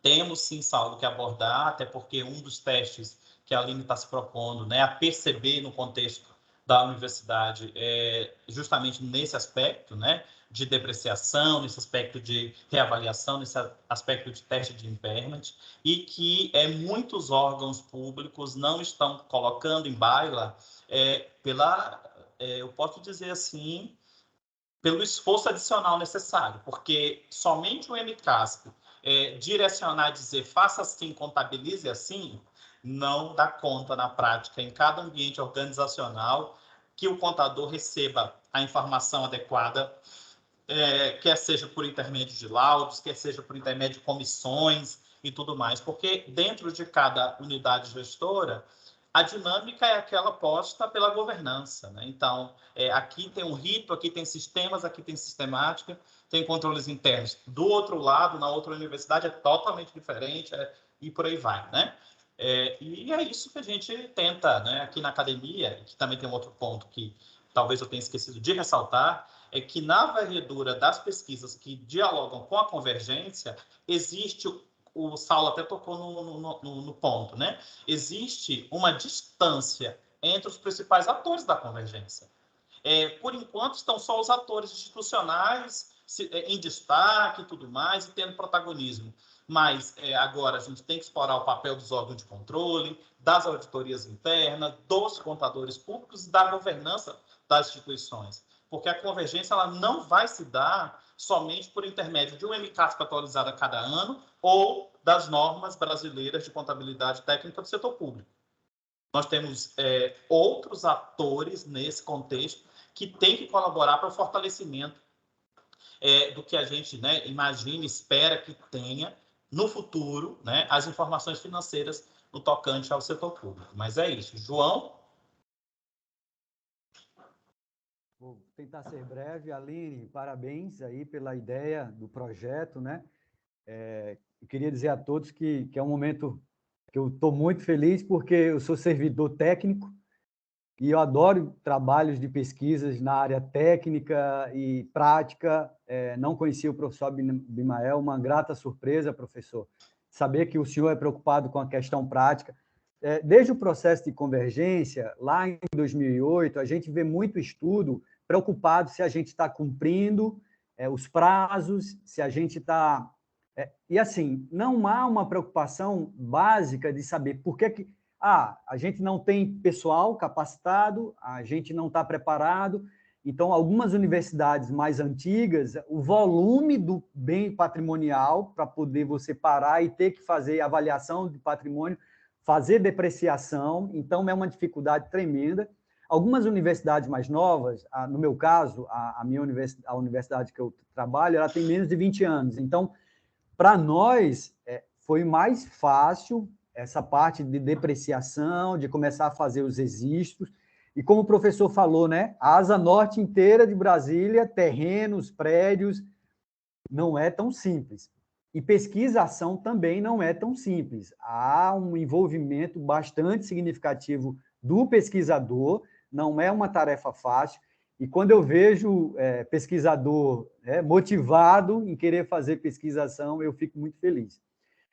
Assim, eu queria, num primeiro momento, só fazer uma observação sobre o teu referencial, né? O que me chamou bastante a atenção na tua apresentação foi citar o professor Niyama. E aí eu fiquei, o professor Niyama é contabilidade internacional, teoria da contabilidade, assim, será que tem tanta contribuição relacionada a ativo imobilizado, a contabilidade? Eu fiquei nessa dúvida, porque na sua apresentação foi o que mais me chamou a atenção. Então, aí, como o professor Abimael chamou a atenção sobre o referencial teórico, de quem realmente, as maiores contribuições, né, dos maiores pesquisadores, e aí só te chamar a atenção nesse sentido. Mas eu me coloco à disposição no que puder contribuir, né? Embora a nossa universidade ela não seja tão relevante no cenário nacional, mas aí talvez traga alguns insights, né, de pesquisas no intuito de que não é uma grande universidade, mas por ser uma universidade mais nova, talvez assim eles consigam avançar. Mas aí tem outros fatores, né? Tem outros fatores que aí seria uma investigação à parte. Por que essas universidades mais novas elas conseguem ter um alcance no cumprimento de algumas exigências mais atuais? Ok? No mais, parabéns aí pelas ideias do professor, pelo seu projeto de pesquisa já bem avançado. João, pode ter certeza que a sua colaboração, com a sua experiência, com a visão acadêmica, tem muito a acrescentar na pesquisa da Linier. Inclusive, eu quero que ela faça um contato contigo, sim, para que vocês possam trocar, conversar, porque ela vai estar mergulhando no ambiente da Universidade de Brasília, o ambiente, vamos chamar assim, operacional e tudo mais, mas você, no caso de uma pesquisação, né? Quando você tem a oportunidade de vivenciar outras experiências no mesmo tocante, é até mais fácil para que você possa apontar alternativas, né? Porque, olha, eu havia, claro que não deu tempo de contextualizar tudo, né? Eu havia recomendado para a Linier fazer 3 pesquisas de campo, né? Que seria aqui nas universidades mais próximas, na Federal do Goiás, na Federal de Catalão, na Federal de Jataí, que são as mais próximas aqui, para que ela pudesse, se for o caso, às vezes, né, quem sabe, ter um olhar também. Então, mergulhar na universidade, dialogar com a Universidade de Brasília, mas você podendo já fazer isso também, acredito eu que já é aí para a Linier muito bem-vindo, né? Porque ela vai se deparar com situações que ela vai precisar, sim, ter um diálogo de outras realidades. Então, é muito bem-vinda a sua tanto disponibilidade quanto aqui contribuição, tá? Para fechar, temos Adriano hoje. Vamos lá, Adriano. Boa tarde, professor. Boa tarde, colegas. Vim prestigiar a apresentação da Aline, não podia deixar de estar aqui nesse momento. A gente já tem uma parceria com um tempo maior, juntamente com o professor Abimael. Conheci a Aline ainda na parte que ela era aluna especial e juntamente com a oportunidade que o professor Abimael deu para a gente conseguiu elaborar um artigo juntos. E, assim, é muito interessante que, como havia um certo tempo que eu não tinha contato com a Aline nessa parte de discussão, de apresentação, a evolução é muito grande, tanto na parte de pesquisa, no engajamento e também na questão de desenvolvimento das ideias. E assim, eu até gostaria de agradecer o espaço assim, para a gente ter essa discussão, porque quando a gente entra na fase de qualificação e na fase de pesquisa mesmo, a gente acaba até perdendo um pouco o contato, porque fica focado nessa outra parte necessária da continuidade do estudo, mas às vezes a gente perde interação. E essa oportunidade do projeto de pesquisa aqui aberto, nesse contexto que o professor abriu, realmente dá um contexto diferente. E a outra coisa que eu ia observar foi justamente que o professor Abimael acabou de complementar, essa relação de que, como a Aline está focada e está envolvida diretamente dentro do projeto da UNB, dentro dessa pesquisação, às vezes ela pode perder a percepção de como é o comportamento das outras instituições. E com a ajuda do colega João e até o que o professor Abimael falou, é importante ter essa visão de que cada campo funciona numa metodologia específica, funciona no ordenamento específico, e às vezes você condiciona a sua visão ao que você trabalha no dia a dia, ao seu contato interno, e essa realidade às vezes não pode ser aplicada no contexto do Brasil como um todo. Então, fazer essas ponderações na hora de for fazer uma análise da pesquisa, na análise dos pontos, e o que deve ser considerado como melhoria, eu acho de extrema relevância para a completude do trabalho. E é isso. Perfeito. Adriano não poderia ser diferente. Sempre muito, eu posso dizer assim, objetivo, e sempre carrega na sua fala uma contribuição muito bem-vinda, né? Agradeço, e como ele mesmo já comentou, eu sempre motivo os meus alunos, né, a se desafiarem. Então, acredito que ele alinhou ao alcançar o que eles alcançaram, tanto durante a disciplina, quanto após a disciplina, no Congresso Internacional, quanto na publicação no periódico da pesquisa, e o amadurecimento que a pesquisa passou, da disciplina até a publicação no periódico. Então, isso é extremamente importante mesmo, né? E, claro, esse espaço aqui é isso, né? Eu vou chamar assim, temos um de vocês, ou mais de um de vocês, que queiram expor aqui uma ideia, uma proposta. A ideia é essa mesmo, é que a gente converse, que vocês percebam oportunidades e que tudo isso sirva para cada um na sua realidade, né? E que, pronto, a vida tem muito, né? A vida acadêmica tem muitas oportunidades. E aí, de tempos em tempos, como o Adriano ressaltou, como é bom conhecer, né, um pesquisador iniciante numa etapa e depois, como o caso da Aline agora, né, o quanto ela está segura, o quanto ela tem, né, ela sabe o que ela está tratando e que ela cada vez mais vem mergulhando nas universidades. E outra, ela não comentou, não, mas ela já foi estagiária dentro da área lá no passado, lá atrás, na graduação. Então, você imagina a satisfação dela, né? Que lá atrás era estagiária dessa diretoria de contabilidade e agora ela volta no mestrado dizendo, olha, eu estou aqui, eu vou contribuir com vocês. Então, a satisfação dela é muito grande. Não é à toa que é uma pesquisação, porque realmente ela tem esse envolvimento e que acredito eu que vamos, sim, avançar com todas as contribuições aqui. Dimitri, fique à vontade. Não está fechado, não, pessoal. A arena está aberta, mas pelo horário, às vezes, né, a gente daqui a pouco tem que encerrar, tá? Tá, obrigado, professor. Vou procurar também ser breve, parabenizar a Aline pela apresentação, né, como sempre. Foi excelente a apresentação. E, assim, você chamou a gente aqui, não foi só para assistir e ficar olhando, né? Foi para tentar contribuir e olhar, assim, é por isso que vem um colega e bota uma fonte e Saulo, coloca aí, porque a gente está aqui aprendendo. Eu não sei nada de auditoria. A parte de auditoria, eu estou aqui para aprender. Então, vem um colega, coloca uma contribuição. E eu acho que esse ambiente que o professor cria, assim, mais informal, para a gente ficar mais à vontade de colocar uma contribuição para o colega, né?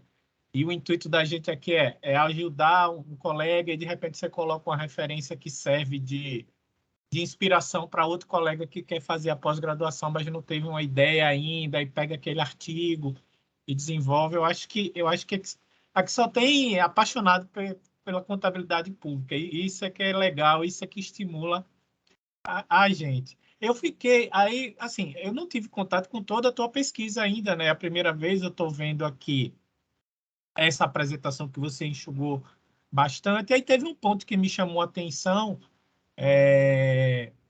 que tem algum motivo, mas eu queria entender. Em algum momento você está colocando que vai pegar os seus parâmetros da série 16 ainda das NBCTs, né? E aí ficou meu questionamento: por que não já TSP 7 de imobilizado, né? Eu não sei se eu entendi direito. Quando mostrou a NBCT 16, aí eu associei logo. E a nova, né? Baseada na IPSA. Isso é algo que você vai considerar mais para frente? Ou se quando você começou ainda não estava no teu radar? E outro ponto também, que também está dentro desse ponto eu acredito, e aí quem disse foi a professora Fátima. A gente está pagando uma disciplina da professora Fátima chamada VACA. Mas não é vaca que muge, não. É porque é valoração de ativos culturais e ambientais. É uma disciplina bem legal que está sendo ofertada.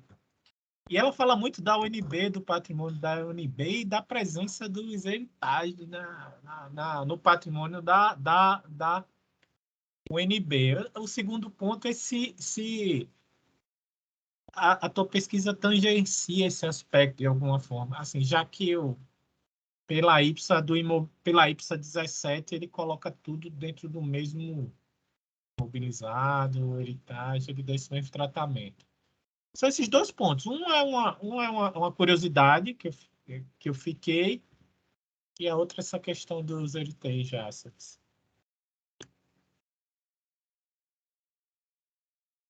Olha, eu vou ajudar um pouquinho a Linier, tá? Mas ela que vai falar mesmo, tá? Só para fechar com a sua fala final, realmente, até pela, né, eu posso chamar assim, pelo recorte da pesquisa dela de mestrado, nós não vamos avançar com os ativos culturais, não. Porque só por si só já é uma dissertação e uma tese de doutorado. Nós vamos, até eu vou chamar assim, magnitude também, né? Dos ativos imobilizados de uma universidade, o intuito é fazer esse recortezinho nos imóveis, tá? E aí tudo isso é justificado no contexto da Universidade de Brasília, porque o que significa eles para a Universidade de Brasília? Então, tanto no contexto histórico da formação do patrimônio da universidade, como alguns aqui talvez conheçam, né, Brasília, a Universidade de Brasília é dona de mais da metade da Asa Norte de Brasília. Então, imaginem vocês, né, uma universidade ser dona de um patrimônio tão valioso, gigantesco, histórico, porque foi dado no contexto da transferência da capital do Brasil, do Rio de Janeiro, para Brasília, e também foi, se a gente se debruçar, né,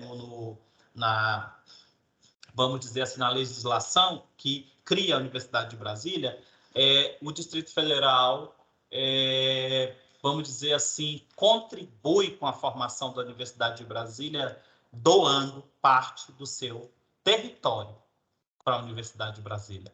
Então, não é qualquer coisa, é uma simbologia muito grande, né, tudo isso, e por conta desses fatores que ela vai ter esse olhar. Mas ela ressaltou algo que é extremamente importante, Dimitri e os demais. Os testes que ela está se desafiando, eles são aplicáveis nos demais ativos. É só o olhar que ela vai, por uma questão de tempo de pesquisa, o escopo do mestrado, então ela vai se debruçar. Em relação à norma, ela já tem a resposta. Eu mesmo já ressaltei isso para ela algumas vezes. Então, pessoal, eu agradeço aqui a contribuição de todos vocês, a contribuição aí muito bem-vinda da Juliana, né, que iniciou aí com a contribuição lá do mapeamento dos riscos, muito bom, já anotei aqui para incluir, né, professor? O Saulo aí com a contribuição aí dos artigos seminais, está anotado aqui também. Sobre o artigo que o Saulo falou da professora Diana, sobre o impairment, foi falha minha, mas a gente tem um tópico onde tem esses estudos que trataram da convergência do imobilizado, especificamente sobre o impairment. Então, a gente traz um quadro com alguns estudos, dentre eles tem o da professora Diana. E o João Calado, né, que não é calado. Muito obrigada, João, por suas contribuições também sobre o professor Niama. Então, o professor Niama, assim, ele não tem esse foco na contabilidade dos imobilizados, mas por ele estudar a teoria internacional de contabilidade, então ele entrou ali um pouco, como você falou, né, não aprofundou, mas ele fala ali sobre a convergência, sobre essa necessidade do Brasil sair do âmbito doméstico aqui e expandir. Então, por isso que eu trouxe o estudo do professor Niama. Eu agradeço muito aí por tuas contribuições aí, inclusive sobre a gente verificar a percepção de outras universidades, muito boa, e o professor, como já colocou, e aqui em público, você se prepare, porque vai ser um WhatsApp, no máximo dia sim, dia não. Dia sim, dia não, porque um dia você vai me dar ideia, no outro eu estou amadurecendo, aí no outro eu estou, olha, já estou aqui. Então, obrigada, está anotado aqui, agendado, para ficar entrando em contato com o senhor, tá? Muito obrigada. O Adriano aí, que complementou, né, sobre ver a percepção de outras universidades, muito boa, né, corroborando aí com a sugestão do Calado, muito bom, e se possível, como o professor tinha colocado, a gente pretendia, sim, inicialmente, fazer um estudo aí com 3 universidades, e aí, como ele falou, a gente vai afunilando, e aí a gente ficou só na universidade. E o Dimitri, a gente ficou só na Universidade de Brasília, né? O Dimitri, sim, Dimitri. Então, a gente vem apresentar e a gente fica, gente, eu não posso falar muito, então vou resumir bastante aqui. Mas, inclusive, no meu trabalho, não tinha sobre as NBC-T, né? Só tinha as NBCASP. Aí veio uma observação lá do professor, faço um quadro sobre as normas brasileiras de contabilidade técnica, né? Ver o que já foi revogado, né? O que já foi revogado, porque já foi convergido. E aí, esse quadro eu ainda estou trabalhando nele, né, gente? Porque vocês sabem que o processo é um pouco árduo. Então, eu montei já o quadro, mas ainda não consegui ver quem já foi revogada, né? Porque já foi convergida e tudo. Te agradeço muito.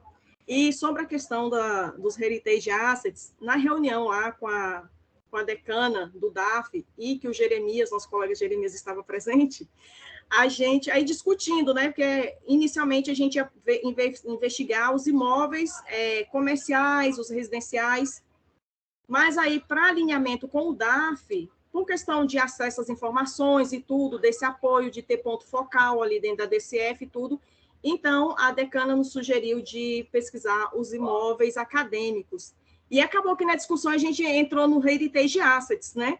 Porque aí nos imóveis acadêmicos acaba que, mas esse prédio foi construído em 1700 bolinha, mas ele vale quanto hoje? Não, para mim ele vale 300 milhões de reais, porque tem aqui um valor emocional, e a gente acabou, o Jeremias até pegou uma pecinha que ele falou que a esposa dele chama de entulho, ele pagou 200 reais naquele entulho, aí ele disse isso aqui é um heritage assets.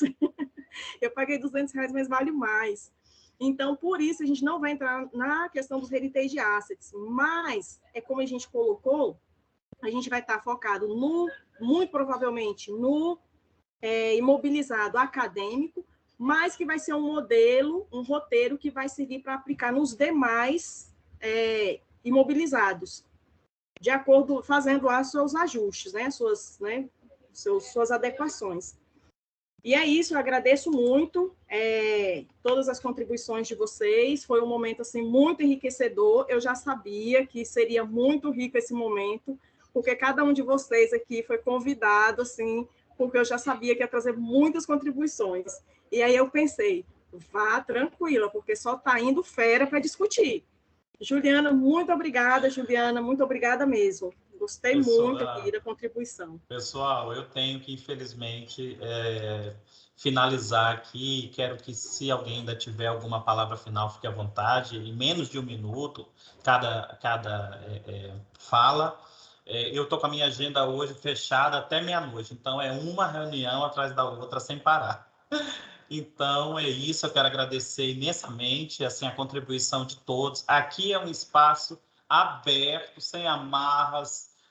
Aqui é um lugar onde a gente está do coração mesmo aberto. Eu acho que a fala de Dimitri, quando ele tocou no assunto de acredito que foi ele, apaixonados por contabilidade pública, é isso que representa esse grupo de pesquisa, sabe? E a minha missão e a minha ambição é, as próximas reuniões, começar a trazer pesquisadores internacionais para que a gente converse, para que a gente dialogue em língua espanhola, em língua inglesa e por aí vai. Porque esse é o meu desafio, é tornar, sim, este grupo de pesquisa internacionalizado, como é a proposta inicial do próprio grupo, tá? Juliana, agradeço aqui pela sua mensagem no chat. Josivane, fica à vontade. Depois, João.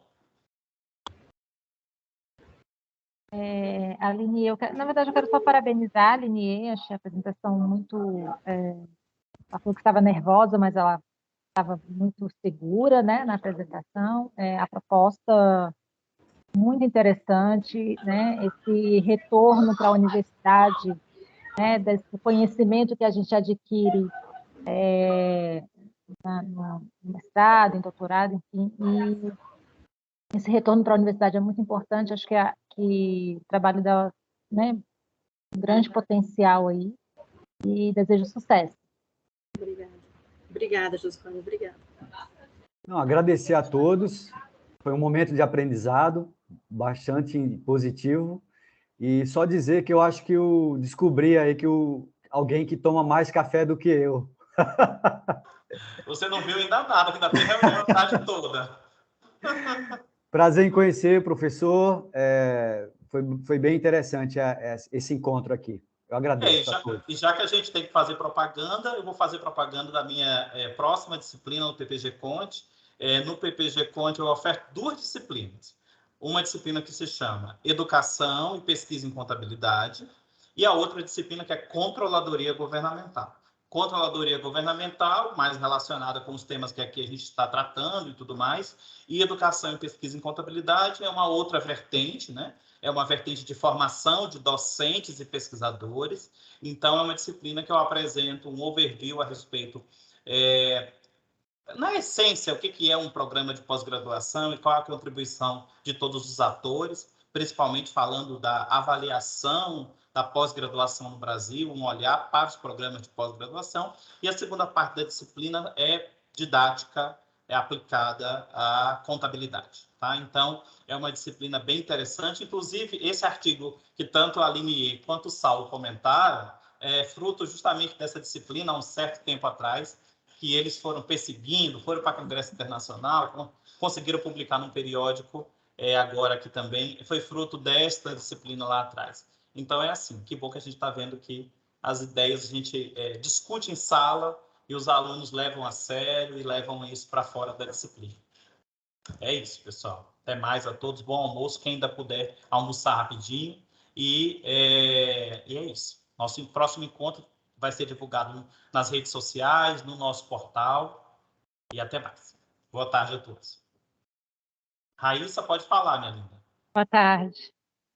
Eu estava dando palmas e acabou levantando a mão. O próximo encontro, já vou começar a divulgação, será dia 1º de julho. Em 1º de julho, e ele terá a apresentação do Dimitri com a sua tese de doutorado. Muito bem. Então, vamos aguardar ansiosamente para esse dia. Até mais, pessoal. Bom almoço aí. Tchau.